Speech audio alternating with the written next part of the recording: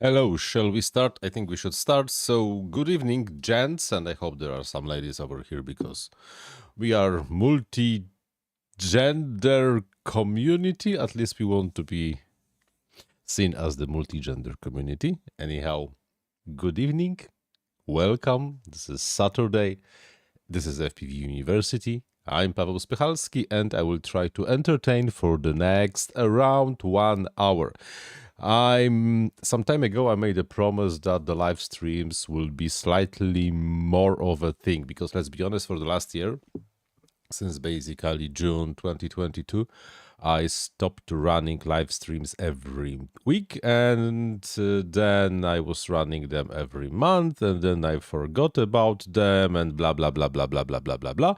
And as the result, I discovered that I missed this, and I also think that you missed this a little. So instead of having once a week 2 hours stream, which, let's be honest, usually at the 1 hour it was really hard for me to find any good topics. We have them every week, usually every week, not maybe every, but still every week, and they last only 1 hour. 1 hour.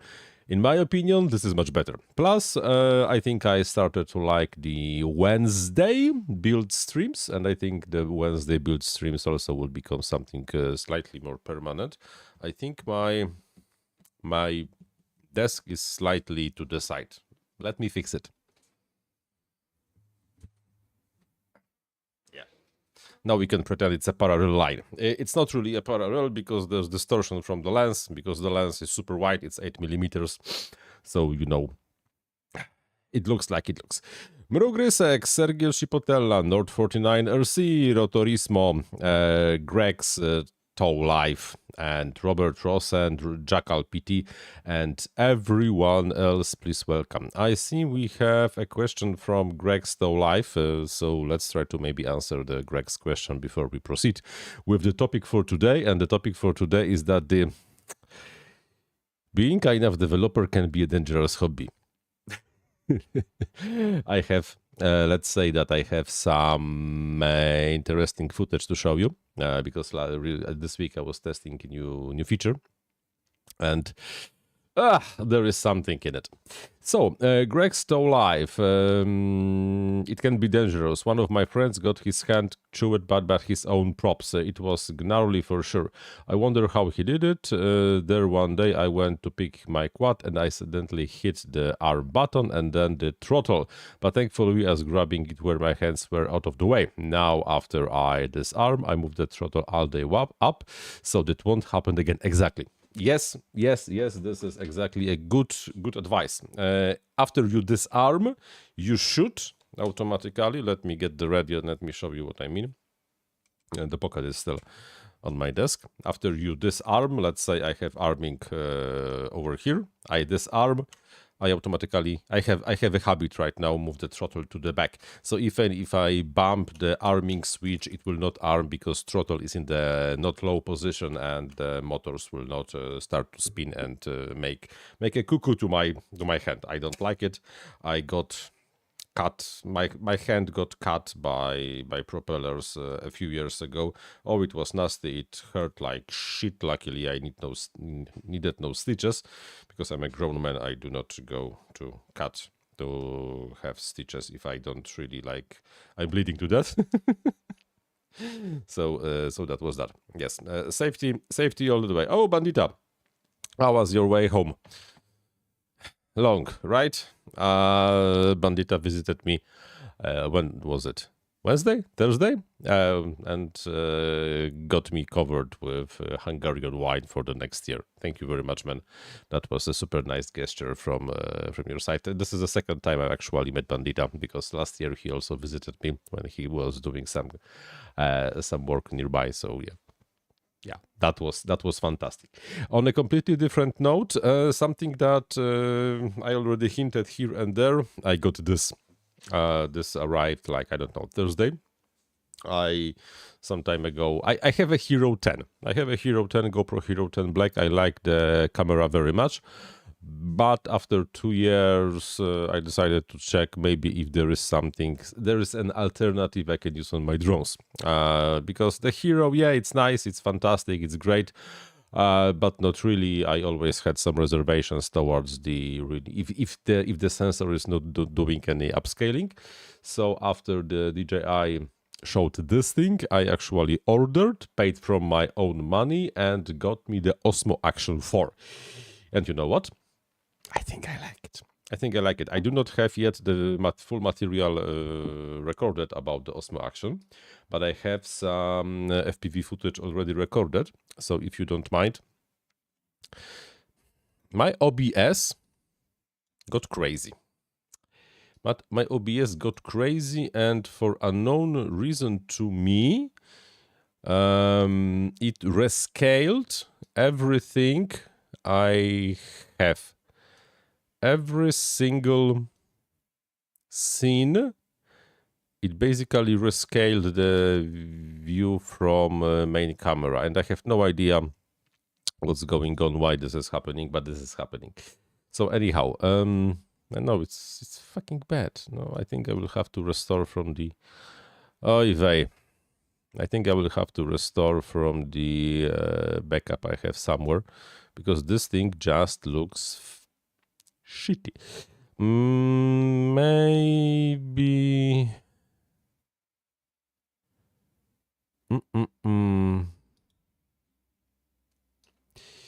Yeah. No, so 1000 here, 1000 here. Okay, actually it looks kind of nice. So let me put this thing over here. Let me put this thing over here. Let's close. Okay, now, but I'm pretty sure if I will switch to any other view, it will look, yeah, exactly. Okay, I will fight with this slightly later. So now let me just show you more or less how the image on the Osmo Action 4 looks like. With stabilization. By the way, the how it's called, the gyro flow does not work with Osmo Action 4. It just doesn't. Something was beeping. What was beeping? Was it my headphones? Why? No. I know what was beeping. So bear in mind this is recorded with 10 bits. So the playback in the Windows is kind of choppy. And this is recorded flat image, flat color profile. Not flat. This is logarithmic. So, but GoPro, not GoPro, DJI provides the official LUT to transform this to the Rec 709. And if you don't know what Rec 709 is, then Rec 709 is a de facto standard for the TV transmission. So, kudos for DJI for providing a LUT for that. Hey, cool cat. Nice to see you. So, I know that the quality, this is only HD and this is downscaled, but after running the... Do I have the DaVinci Resolve running somewhere? Let me quickly start DaVinci Resolve. Let me show you how this looks like more or less after the basic color grading. Not really like anything super fancy, but just some color grading. You know, apply the LUT from the DJI and basically... I'm in the process of editing this thing, so you know. Timeline 1. So...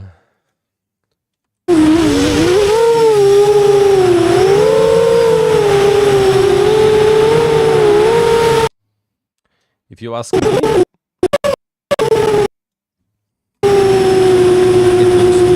me... this thing looks good, so I think I will be using the Osmo Action quite a lot. I'm here without the stabilization. I can brag.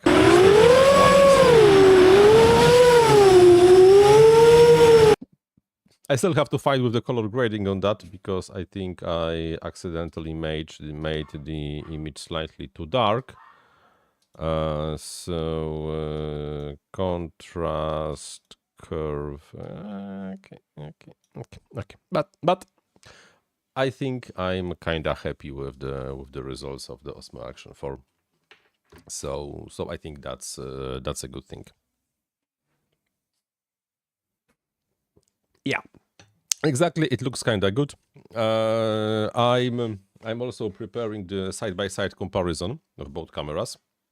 I printed me a jig that will allow me to make a test. The GoPro will go here, and I will put this thing on my cine lifter, and I think Monday, because Monday should be somehow sunny, we gonna compare directly side by side how this thing compares to the Hero 10, and I think the Osmo will win.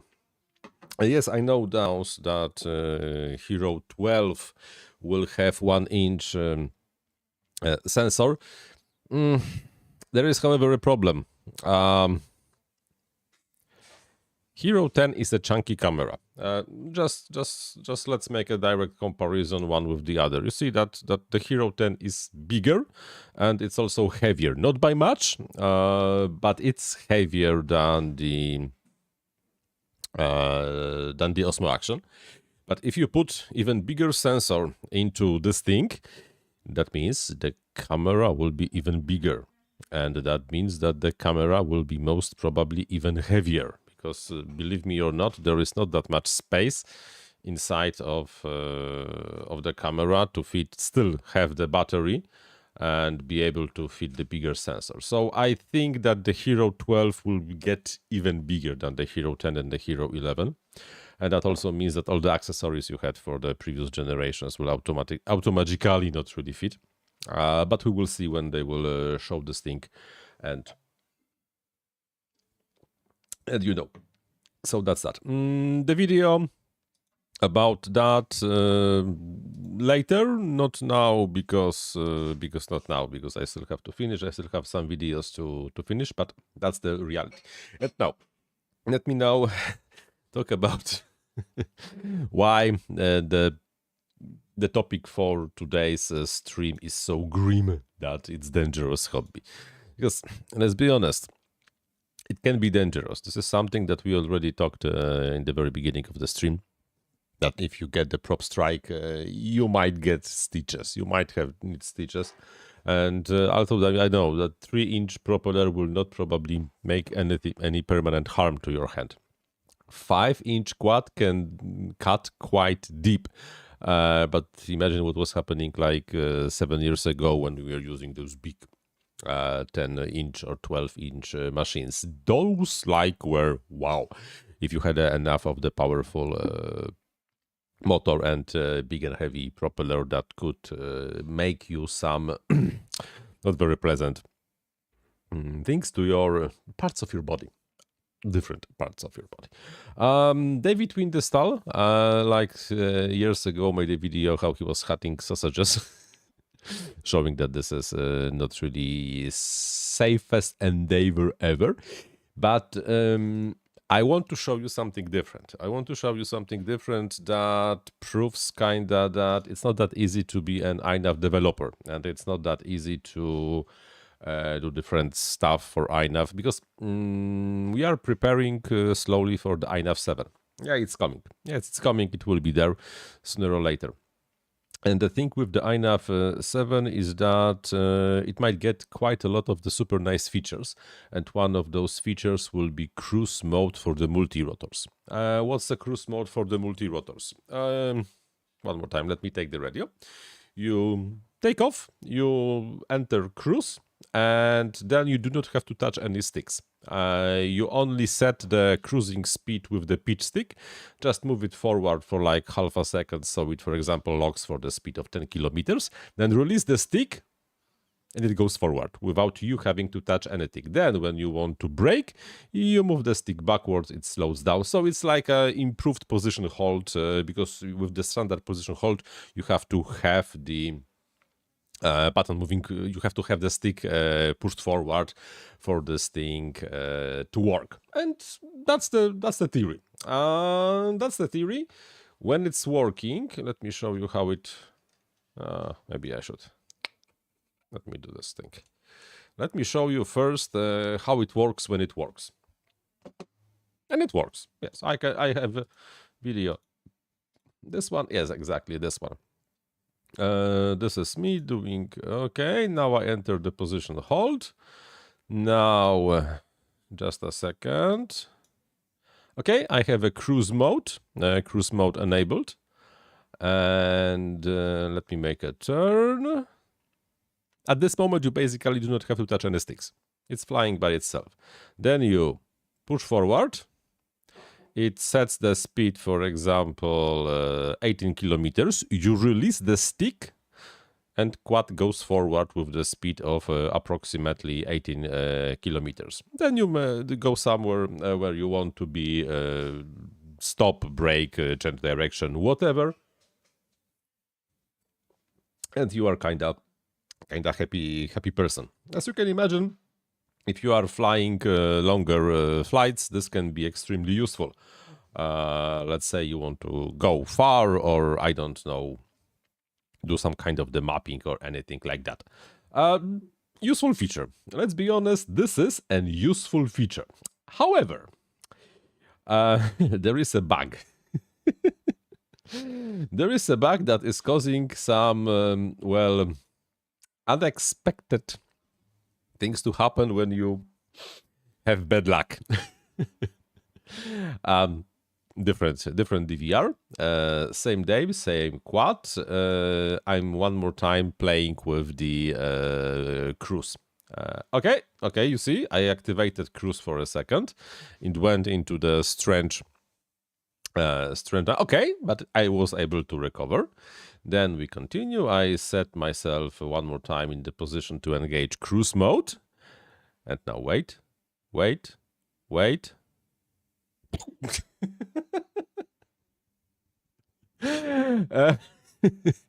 me replay this thing one more time, because you only have to activate the cruise mode. It does this thing in current version, of course. It does this thing approximately like in the 75% of the cases when you do not know how to engage the cruise mode. Something like that. When this thing first time happened to me, this is not this DVR, by the way, the drone was kind of close to me. I was scared shitless after the experience, because it did this roll flip of death like 3 meters away from me. If I was in the bad place and this thing would hit me in the head, I would have to have a lot of stitches, because this is a big and heavy 7-incher. And carbon fiber does not really forgive. Carbon fiber will probably win with the flash. So, and of course, other aspects like that. Years ago, there was this kind of viral video when someone was flying his FPV drone and like hit himself in the back of his head. So, like I said, this can be a dangerous sport.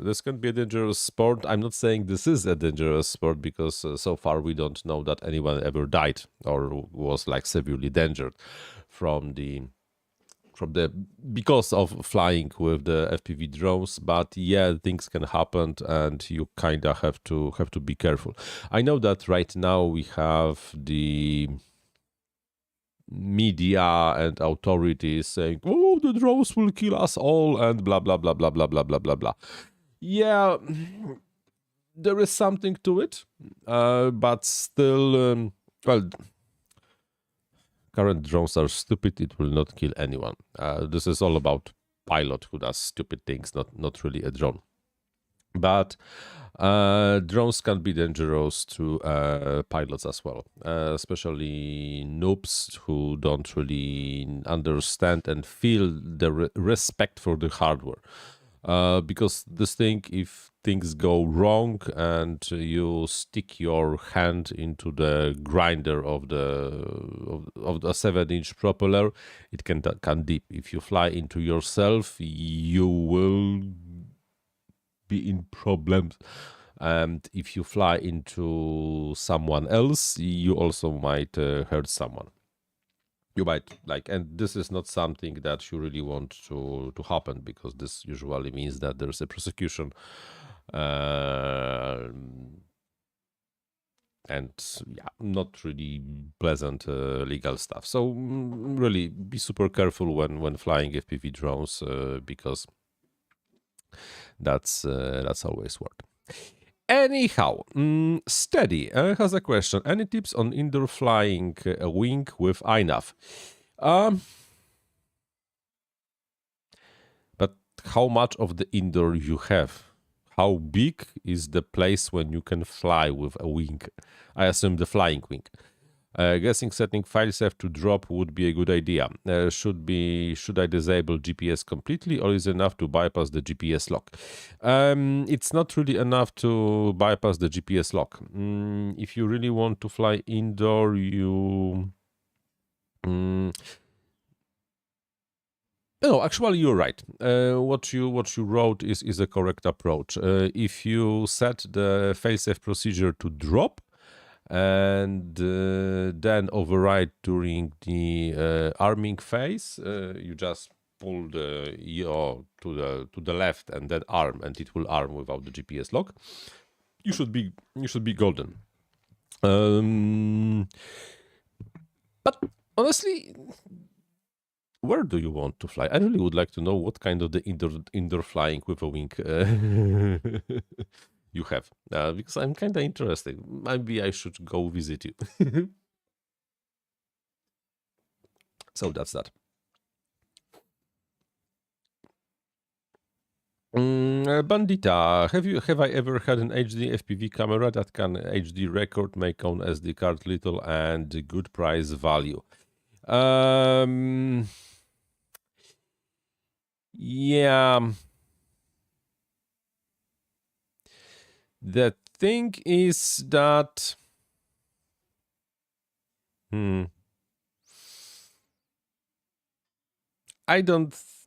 you will not. Analog cameras we use in analog FPV cannot really record good quality image. That's just impossible because of the resolution and the bandwidth and everything. This is just like standard television from like 50 years ago. So I don't think this is really a viable option to do it like that. If you want to have the good quality HD recording, then you should invest in the good quality HD camera. This is the only option.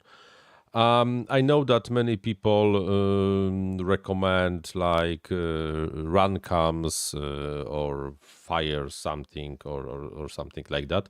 I'm kind of I don't like, for example, how those run cam square cameras record video. It looks super choppy and the colors are strange, and I'm not really a biggest fan of that. The reality is that if you have the good quality HD footage, you have to invest in the good quality HD camera. That's basically the reality. You cannot really like skip that. I can tell you what I use. I can tell you what I use, and I'm kind of happy with the results.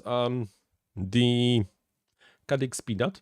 If I just want a size, so all my 3 inchers are, or most airplanes are using the Cadix Peanut. Recorded in the Pro mode and stabilized in the gyro flow. Looks really nice.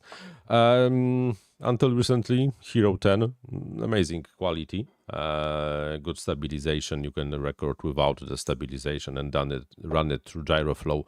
Looks fantastic. And now the Osmo Action 4, which I think I will be very happy user of that. I saw a different like footages from different places, and you cannot really escape from, if you want to have a good quality, you cannot really escape from getting good quality HD camera. This is just impossible. You will not turn something that is mediocre quality into something that is a good quality, period. Just like that. Walter Hartman, thank you very much for your super kind donation. So thank you, man. You're the hero. INAV 7 will be amazing. At least we think so. It will be amazing if we solve this stupid bug with the cruise mode, which just puts you into the spin of that. And then like, by the way, the quad got damaged. I will have to fix the quad because the battery during this fast spin just like catapults outside, and it basically destroyed the XT60 plug. I will have to replace the whole section of the quad. So Mrogrysek is scared of the helicopter models. Yeah, those things are scary. Not only they sound amazing, because like the proper scale collective pitch heli really like sounds super cool, and I'm not even talking about the gas models. Because you have this huge propeller spinning relatively fast. That's really like that's the sound of maybe not the freedom, but yeah, if you hit yourself with that propeller, you will be bloody problem. Yeah, comparing to 5-inch drones, no, drones are not really that scary comparing to the proper scale helis. Nord 49 RC says that usually indoor flying, you want a plane that is as light as possible. Not sure if adding a flight controller and GPS would be beneficial. Plus flying in loss. I think, yeah, I kind of have to agree with that statement. What are the... there is this type of the indoor airplanes that are basically only like some planks of the foam motor acro. No, I forgot how this was, but never mind. I saw this thing flying once indoor. It was like a fully operational possible, because like it was super light and super slow, and you were able to control everything, so that was kind of coolio. What about analog HD hybrids like Cadix Loris? I've never tried it myself. Yeah, hybrid cameras. I had a few. To be honest, I had a few of those cameras. I had the Runcam Split Mini, Runcam Split something else. I had Cadix Starshare. I had something else. And you know what?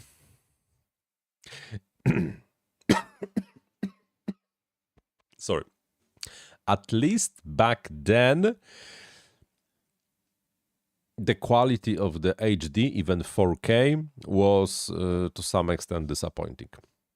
Comparing to this thing, not comparable, absolutely not comparable. So if you wanted just to have something, yeah, okay. But this was absolutely not on par with what back then normal action cameras from GoPro, or not even GoPro, really were offering. So that's that. Not really the biggest fan of that solution. Cześć Stanisław. Predator is a good camera. Predator is a good camera. I from the analog times, I still value Foxy T-Rex. Yeah, Tarsier back then was probably from those hybrid cameras that I tested years ago was the best. I'm pretty sure like the technology moved forward, so maybe there is something better right now. My biggest problem with those style was eliminating jello. I only had on whoops. Right now I run the Peanut Go 2 on my Swal Quad, and anything smaller just doesn't get HD. Okay, yeah, with this thing, no problem with jello. The jello is a bitch.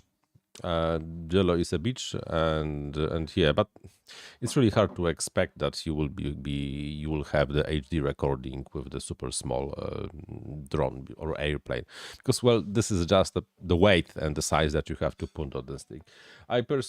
Probably 3 inches are like. Maybe even 2.5 inches are really the smallest where you can put a good quality HD camera. Below that, yeah, probably not really, because this thing gets really small. Curtis Hayes, I had to go to minor emergency 2 weeks ago. Testing motor direction with props on is a bad idea. Yes, it is. Yes, even worse is testing if the PID stabilization is working by holding the drone in your hand. That's even worse. No, but honestly, the rule number 1, remove the propellers when testing. Always remove propellers when testing. This is rule number 1.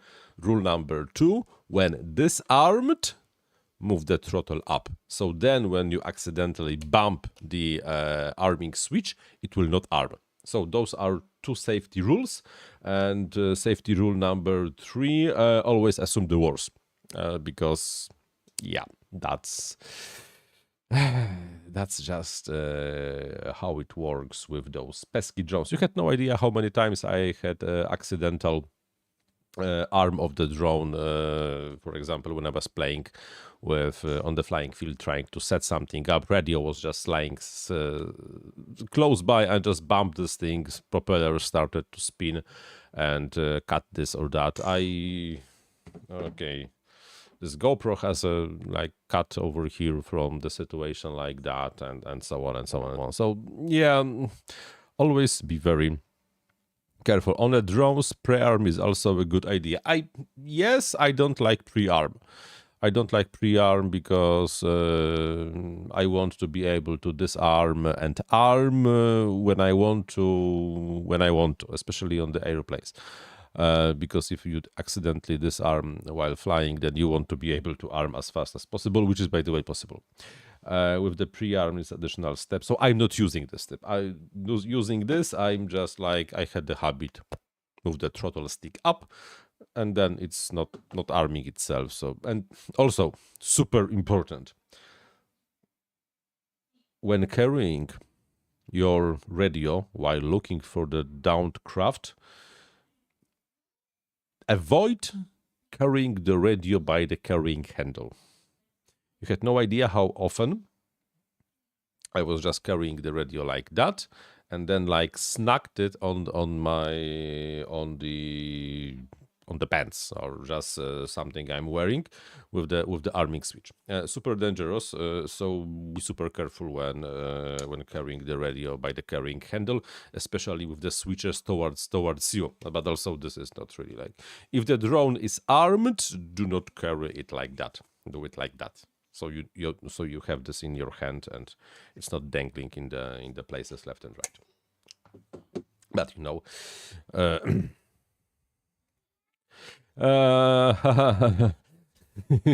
Wind jumpy FPV. I used it to use throttle as pre-arm, but now I started 3D as there is no safety. It will arm with throttle 100%. Really? I'm not really like flying 3D, but I think throttle has to be exactly in the middle to be able to arm with the 3D props. Maybe it's only me. But yeah, it all depends really like how you fly, and there is no 100% safe way to handle any specific problem, because basically anything can happen there. Let me show you something.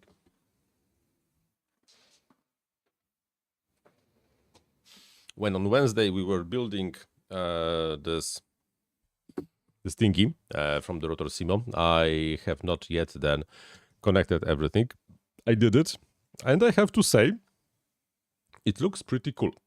When you put the propellers on the motors, it even looks prettier. Well, maybe not prettier, but it definitely looks cooler. But it will be heavy craft. I already feel it that it will be a heavy bastard, mainly because, well, this is not designed to be really like light.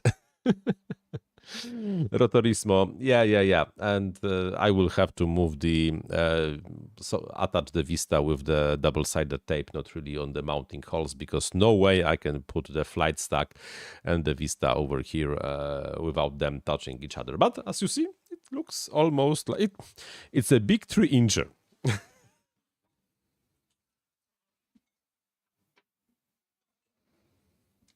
I wonder if 3.5-inch propellers would fit. So this is, yes, and as you see, it's a big 3-incher, much bigger than the other 3-inchers I have. I think it will fit 3.5-inch propellers. And because I have 1505 motors on this thing, they should have enough torque. So 3.5 times so 45 millimeters. Will it fit? Okay. If I want to, this thing will most probably fit. But then I will have a problem to put the camera. So maybe not really 3.5 inches, but 3-inch props should be. Yeah. Advice for the future: always add 3 to 5 millimeters of the safety margin. Always. Oh, come on, man. It's like we are just having fun with the things. It's not that this mistake of yours costed me like millions of dollars. Because it didn't. So that's a completely no Snoopy FPV. It's supposed to be like that. It's because it looks fancy. You do not usually see drones like that.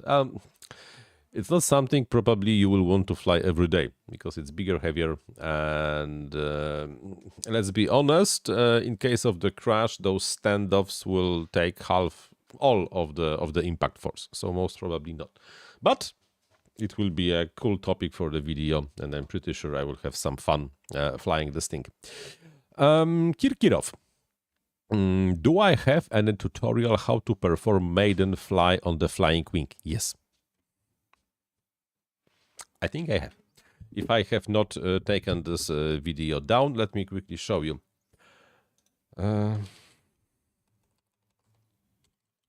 Let me how to... no, I have how to launch, but not really like how to Maiden. Similar, not really exactly the same. But there are, I'm pretty sure that there should be a few tips also on the Maiden. In general, in my opinion, for the Maiden, you do want to keep everything simple as possible. You do not want to have too complicated of the setup. You do not want to have too complicated of the throw procedure, etc., etc., etc. So. Hi, I'm Paweł Spychalski and welcome to the that's second... old video. How old this video is? When I published it? 2 years ago. Oh, man. So there should be some tutorials on tips on how to throw it. Because I do it like that. Oh, no. Wait. There's a different video. There's a different video that might have... INAV on flying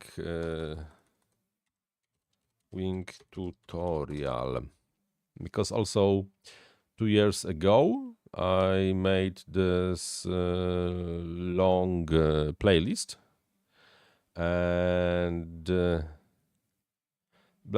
in the video called the final tips, there also should be some tips on how to Maiden.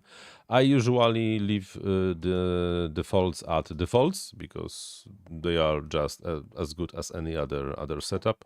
Only increase the items and be very careful about the center of the gravity, because if you mess the center of the gravity, it will not really fly. So that's that. Rugrysek found a problem when rearming when flying the aeroplane when auto launch was active during the flight. It does not start the motor, but it was on INAV 3. Have not tested with current one. I don't know. I will quite honestly say I don't know if this is still an issue. Impossible for one person to know everything. You can check the issues. You can check the issue list if this is still in the open or the closed state.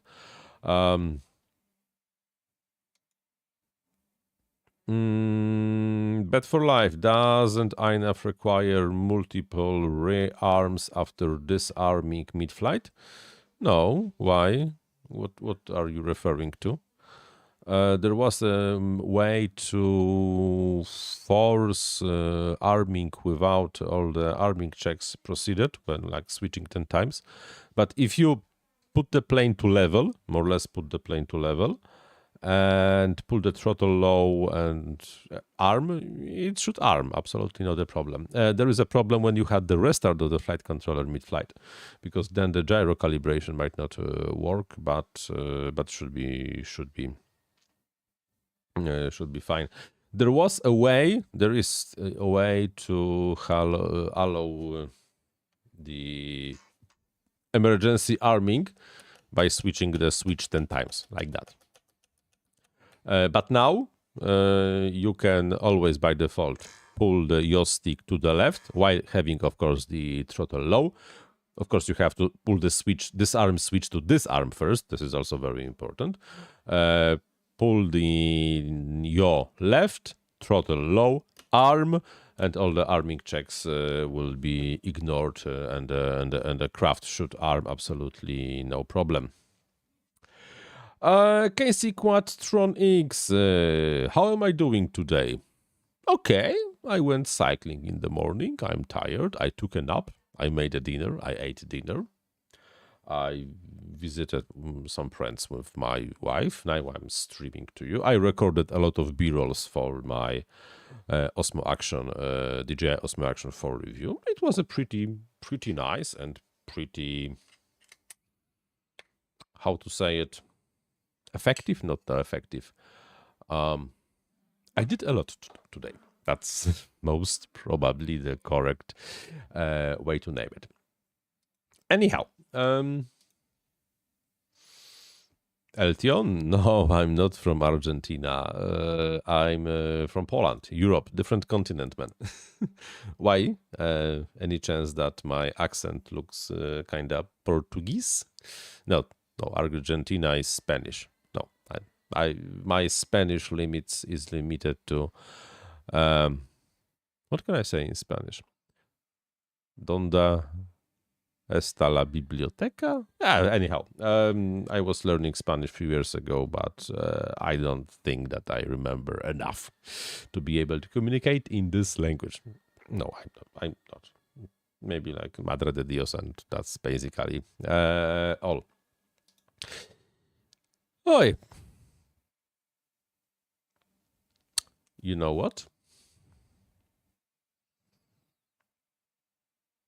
Que hora es? Yeah. I don't really, no. Me speaking languages is not really a thing. From the things I'm not really good at is the ability to learn languages. I always struggled very much with the languages. English, most probably only because of my father's, I'm able to fluently, more or less, speak English, because I was learning English since, like, I don't know how old I was back there. When I was 8 years old, probably, my parents put me into the English school. And not English school, like English courses. And then I never wanted, but I had to. Somewhere in the high school, also parents sent me to London for 3 weeks for the language camp or something like that. And back then I just discovered that, okay, you know what? Maybe I can speak English. That allowed me to break the shyness of speaking different language. And then I started reading in English, started watching in English, and a few years later, a bloke without absolutely any talent for languages is able to communicate more or less fluently in this language. Still, of course, with the quite heavy Eastern European accent. Let's be honest, I have very profound Eastern European accent. Still, some say I sound badass. Okay, why not? Mr. Johnson, I found Autodismar won't work if the altitude hold is left on with return to home. Disarming works now. You're welcome. Muhammad Alsan, have I ever tried M10 GPS modules? Yes. I have GPS M10s in like 2 of the quads you see back there. Work pretty amazing. Nice hardware. INAV 7 will have some improvements for the M10 handling, including faster update rates and more configuration, especially auto configuration option for the M10s. So works perfectly. Like honestly, works perfectly, no problems so far. Quite happy with the results. I'm using the Matek M10 5883, those ones. Matek M10 5883. Not the cheapest GPS ever, but also I think that one of the best. iFlight, quite a lot of companies have right now the M10s. So if you can allow yourself to buy yourself M10, then get yourself M10. You should be quite happy with that. Of course, forget that NMEA protocol exists. You have to go with u-blox, and everything should be absolutely fantastic. Because why not? Snoopy FPV. I would like to try INAV on one of my freestyle quads because I don't quite agree with the developments on Betaflight anymore. Anything I need to consider? Example with Vista WTF OS.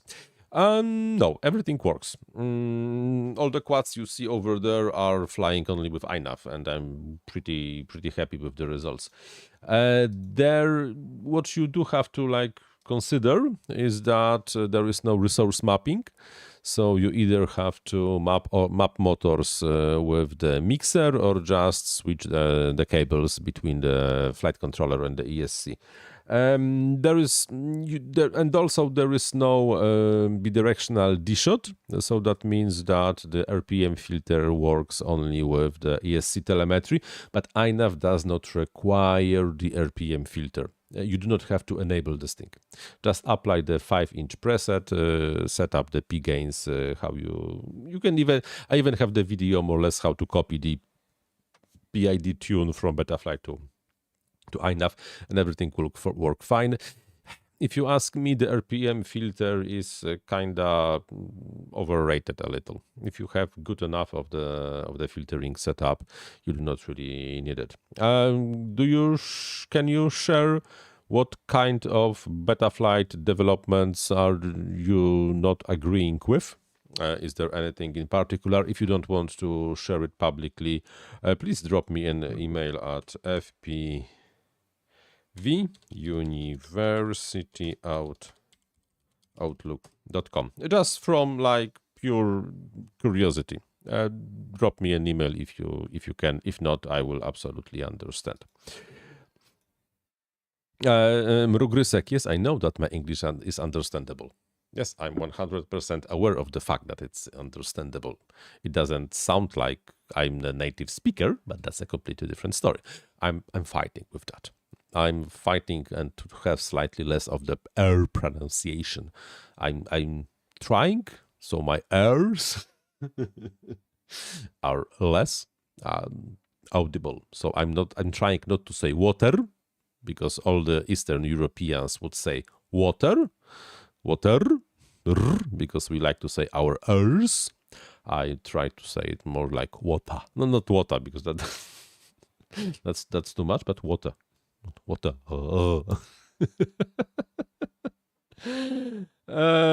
Task statistics, no function. Okay. But do you need task statistics?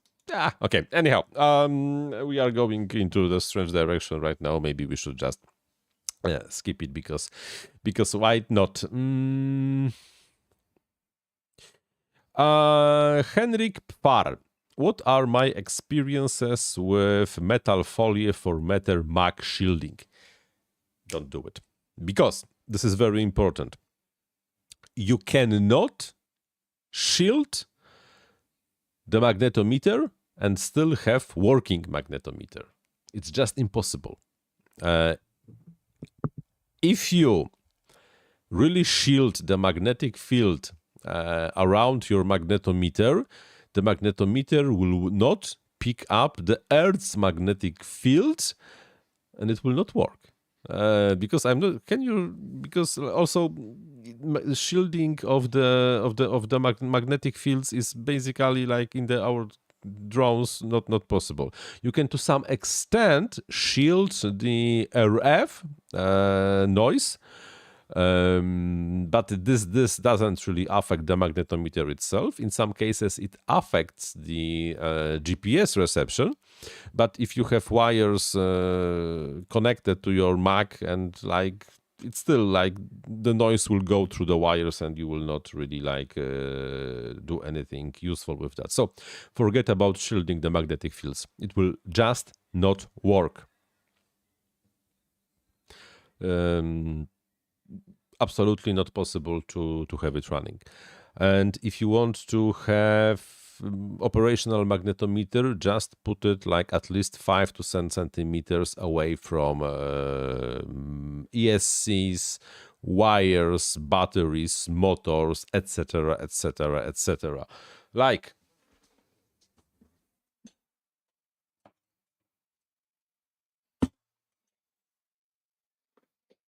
that's the quad I damaged.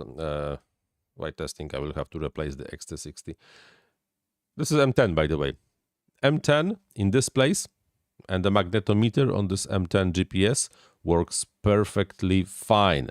But I have at least 10 centimeters, roughly 4 inches from the motor, and at least 7 centimeters, roughly 3 inches from anything else that's happening on the quad. Putting the magnetometer that far solves every problem. On the other hand, I have antennas for the VTX. I have antenna for the receiver close by, and it's not really affecting any kind of the performance on the magnetometer. So this is important, not really like Mrugrysak said that I'm more understandable than the native speaker. Yeah, but it depends how native speaker accent looks like. I don't have usually a problem to understand like English accent, like maybe not the London accent because this define London accent. I struggle very much and very often to understand the proper Scottish accent. And I very much usually fail to understand proper Irish accent. I usually do not have a problem understanding American accent. Maybe not the Texan one. Okay, no, Texan is not that hard. But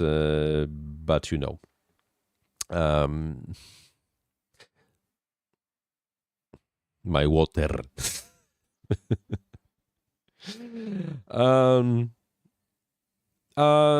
Macy, he's in London. Many people sound like Pavel. Yeah, are there even original Brits in London still? Let's be honest, immigration from Europe to Great Britain and also from other parts of the world to Great Britain, especially London, was massive. And I work in Berlin, like, German country, like a German city, the capital of Germany. And funny fact, I work with almost no Berliners, and I almost do not work also with like the people that are Germans. Majority of my colleagues are from different parts of the world.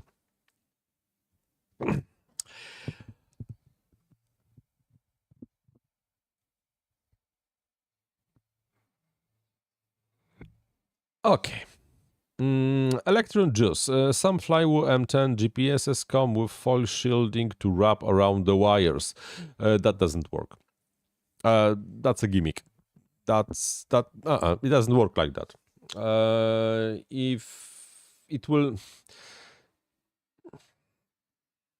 it might help in some rare cases when your length of your wires is, let's say, close enough to the multiplication of the radio wavelength. So, but it doesn't work. You will get almost exactly the same effect. You will just twist the wires together. So that's just like, ignore it. Don't put this foil. It's absolutely not needed. The fact that your GPS is not getting any signal is not because your wires are not shielded, but because the GPS is crappy, and everything is cramped, and the GPS is too close to, I don't know, to the VTX, especially analog VTX, or you have a running HD camera somewhere. This kills your signal. And unfortunately, shielding your wires will not help. Because no, you still cannot shield the antenna on the GPS, and this thing, you cannot shield this thing, because if you shield this thing, then your GPS doesn't work anymore. But this thing will still pick up much more of the RF noise than the wires over here. That's just the reality. So I'm not saying that you should not like use proper shielding in some of the cases. I'm only saying that the shielding your wires to the GPS will solve all your problems, because that's not true. None of my quads have any kind of the shielding of the wires, and I have no problems.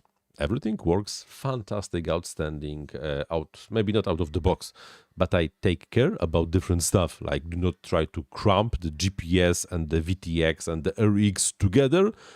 Plus, I never buy cheap GPSs. Twist the wires.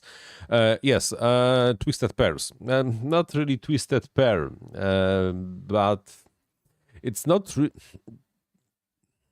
Twisting wires works great when you have a differential signal. Of course, here we do not have the differential signal, but still, if you twist the wires, there is a pretty good chance that if there will be an interference, that part of the wire that is rotated like that and part of this rotated like that, they will just they will cancel each other out. So twisting wires actually help. Henrik Pfar, oh, you're the hamburger. Moin. I work with people from Hamburg, my current team. I have 3 people from Hamburg living in Hamburg. Yet 3 people are living in Hamburg right now. 1 live in Lübeck, and the rest are like different places around the world. And I was in Hamburg a few months ago. I love the city, by the way. I honestly love the Hamburg city. It's one of the nicest cities probably to live and to visit. It's, let's be honest, pretty. There's a lot of green, not too crowded. I love the waterfront. And on the other hand, the prices in the Hamburg are... My friend was looking for an apartment. He works in IT. It's not enough to work in IT to buy an apartment in Hamburg, apparently.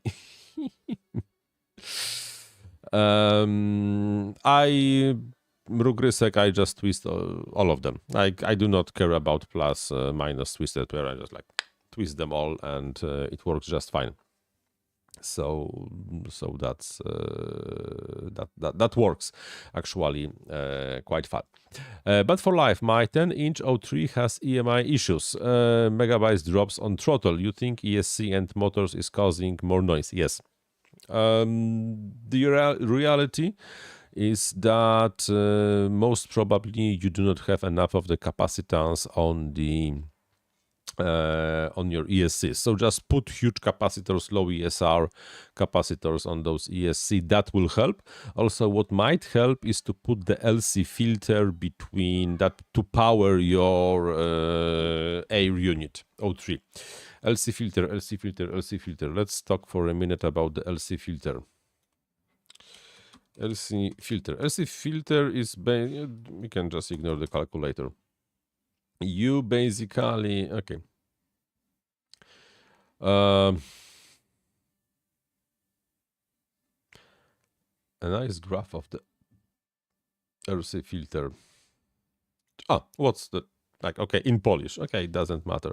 You need inductor in line, buy the biggest inductor with the most of the the highest inductance you can find. A choke, rather bigger than smaller, and the capacitor.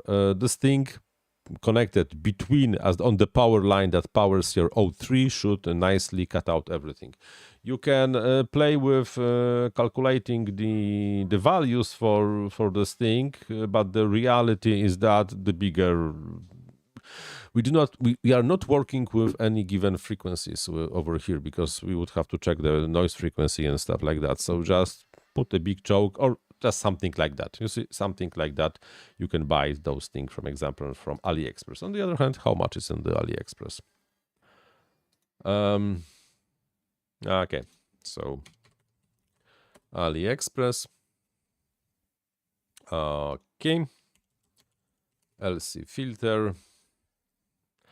So iFlight has something. Okay, for example, this from iFlight, 3 amps, if I see correctly, 3 amps. Yes, this is max 3 amps, so should be fine. Get yourself a pack of those from AliExpress, and you should be golden. And just power everything through this, not everything, but air unit through this LC filter. So that's that. You totally isolated O3 air unit of a different battery, and well, it's still as bad. That means that this is really like RF going through going through ether.